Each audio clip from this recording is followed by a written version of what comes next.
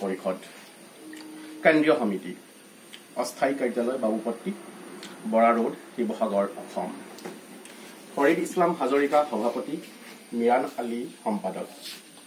বিসমিল্লাহিৰ ৰহমানিৰ ৰহিম প্ৰতি নাজিৰা বৰফুকন পঞ্চায়তৰ অন্তৰ্গত অভয়পুৰীয়া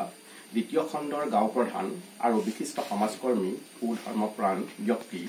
মৰহুম জুনেল আলীলৈ একপি শ্ৰদ্ধাঞ্জলি কুল্লু নাফসিন যায়িকাতুল মউত প্ৰত্যেক আত্মাই মৃত্যুৰ স্বাদ গ্ৰহণ কৰিবই লাগিব ই এক বাস্তৱ পৰম্পৰা যাৰ ওচৰত আত্মসমৰ্পণ কৰে পাৰ্থিৱ সকলো শক্তি আৰু সম্ভাৱনাই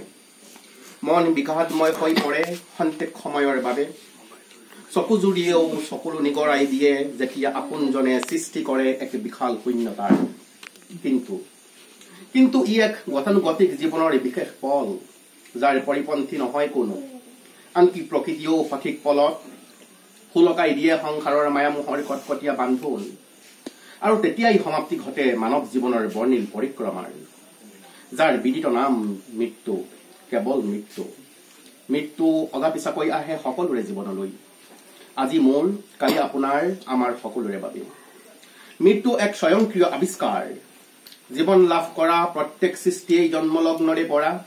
এই বিভীষিকাময় আৱিষ্কাৰৰ বিষয়ে বিদিত যদিও সহজভাৱে মানি ল'ব নোখোজে কোনেও সকলোৰেই যেন মৃত্যুৰ পৰা পৰিত্ৰাণ লাভৰ প্ৰবল ইচ্ছা কিন্তু মৃত্যু জানো ইমান দুৰ্লভ জন্ম ললেই যেন মৃত্যু অনিবাৰ্য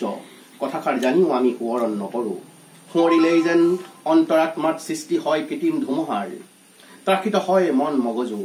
সংসাৰৰ মায়ামোহৰ বান্ধোন সুলকি যোৱাৰ তীব্ৰ ত্ৰাস কিন্তু কোনে ভেটিব পাৰিছে মৃত্যুৰ আলিংগন ইয়াক পুনৰাই প্ৰমাণ কৰি দিলে বীৰ পুৰুষ জুনেল আলী চাহাবৰ অকাল বিয়োগে ইন্না লিল্লাহি ৱা ইন্না ইলাইহি ৰাজিউন 1963 চনৰ জানুৱাৰী মাহৰ 20 তাৰিখে বসুমতীৰ বুকুত পদাৰ্পণ কৰা শিৱসাগৰ জিলাৰ নামটি চাৰিআলিৰ অন্তৰ্গত মৰি নামদাং জামাতৰ নিৰ্বাসী তথা নাজিৰা বৰফুকন পঞ্চায়তৰ অন্তৰ্গত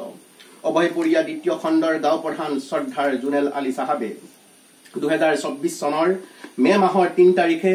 আৰু কোনোদিন উভতি নহাৰ প্ৰতিশ্ৰুতিৰে মেলানি মাগে জীৱনৰ অন্তিম ঠিকনালৈ তেখেতৰ অকাল মৃত্যুত নামটিবাসী ৰাইজ আৰু তেখেতৰ পৰিয়ালবৰ্গৰ লগতে উজনি অসম সন্মিলিত মুছলিম পৰিষদৰ প্ৰতিজন সদস্যা সমানভাৱে মৰ্মাহত আৰু শোক সন্তপ্ত 326 নং অভয়পুৰীয়া প্ৰাথমিক বিদ্যালয়ৰ পৰা শিক্ষা জীৱনৰ পাতনি মেলা জুনেল আলী চাহাবে পৰৱৰ্তী সময়ত নাজিৰা বৰফুকন পঞ্চায়তৰ অন্তৰ্গত অভয়পুৰীয়া দ্বিতীয় খণ্ডৰ গাঁও প্ৰধান হিচাপে নিয়োজিত হয় তেখেত আছিল সমাজৰ এক উজ্জ্বল নক্ষত্ৰ সমাজ সেৱা আছিল তেওঁৰ স্বভাৱজাত প্ৰবৃত্তি বিপদৰ বন্ধু মানৱ দৰদী আৰু আনৰ দুৰ্বিপাকত সহায়ৰ হাত উজান দিয়া এনে বীৰবল ব্যক্তিত্বৰ অধিকাৰীজনৰ অকাল বিয়োগে আমাৰ মাজত এক বৃহৎ শূন্যতাৰ সৃষ্টি কৰিছে হে সমাজৰ দুৰ্লভ পুত্ৰ আপোনাৰ প্ৰতিটো স্মৃতি আমি জীপাল কৰি ৰাখিম সময়ৰ দূৰ দিগন্তলৈ হে অমৰ পুৰুষ আপুনি যতেই আছে শান্তিত থাকক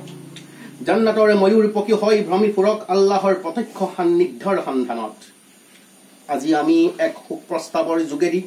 আল্লাহ তবাৰক ও তাআলাৰ ওচৰত দুআ কৰিছো আপোনাক যেন জান্নাতুল ফিৰদৌছৰ আবাসী কৰে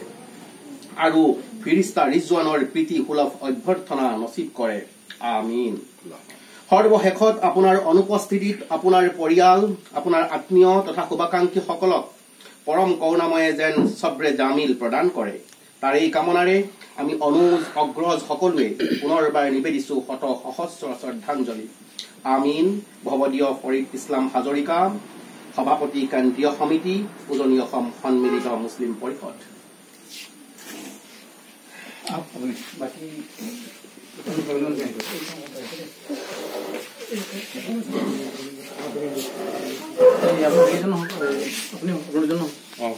আমাৰ